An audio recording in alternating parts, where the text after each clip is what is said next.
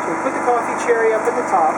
This is a Panagos DH2 pulper. It's a small pulper, and it can be done with a hand crank, which is how I used to do it when I first started, or hooked up to a quarter-horse motor, like this Dayton that I hooked it up to. When I turn it on, this giant kind of cheese grater wheel is going to snag the coffee cherry skin on the underside, push it against a plate of metal, and separate the skin from the seeds, the coffee seeds.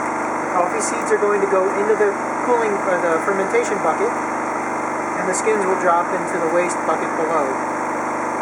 This is going to be a fairly fast process because there's not a whole lot of coffee. We're just doing this as an example of pulping.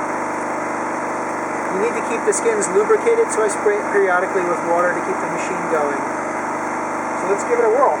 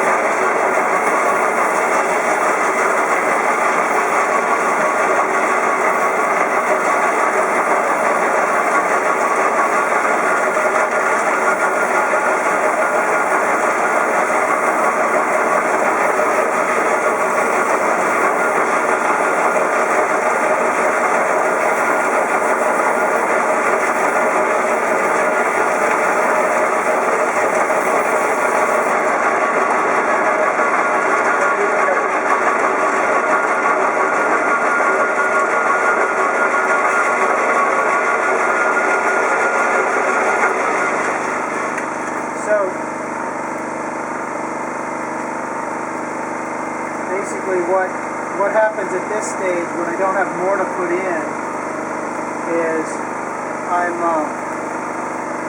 kind of doing cleanup, and I've got to run the machine forward and back a little bit because the amount of seeds that are stuck in there right now just don't go. Are we rolling? Just don't go. They won't go through. They just kind of hang there. I mean, I could run the machine forever and they won't go through. So at this point I dial it back just a tiny bit, kind of manipulate it a little bit to get the rest of the ones through.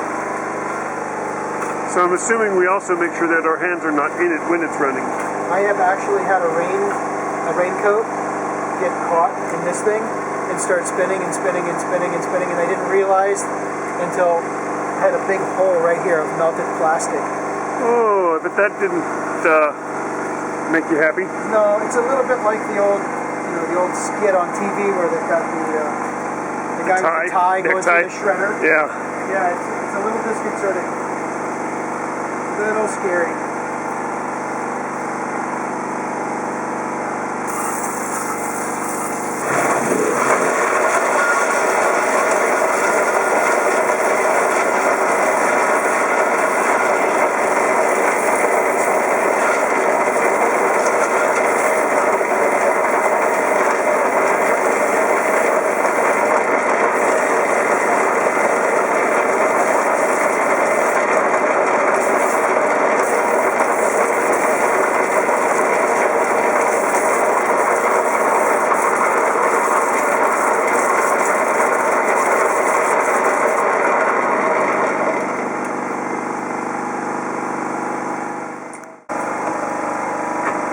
All been put into a cooler.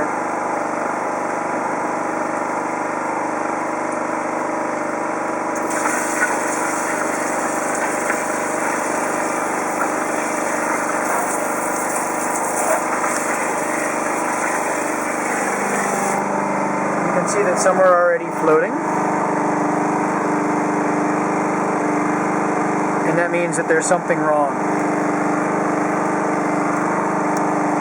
You can float the coffee cherries before you pulp them. You can float them after you've pulped them like I did, like I'm doing. You can do both, which some people do. Uses a lot more water. The important thing about pulling out your floaters, a lot of larger coffee companies just don't have the ability to do it.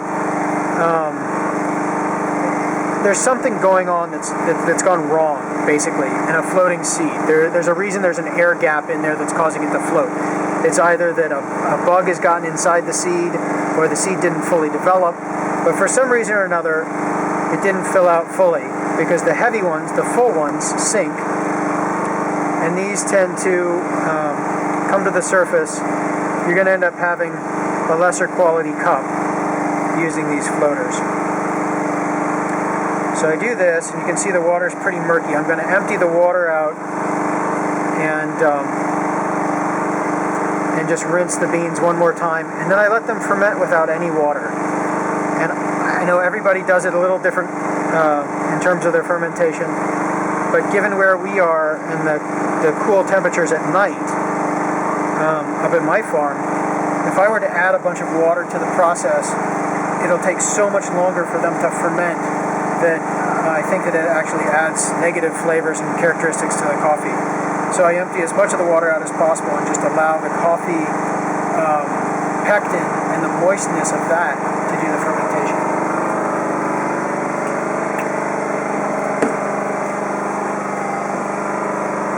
And there's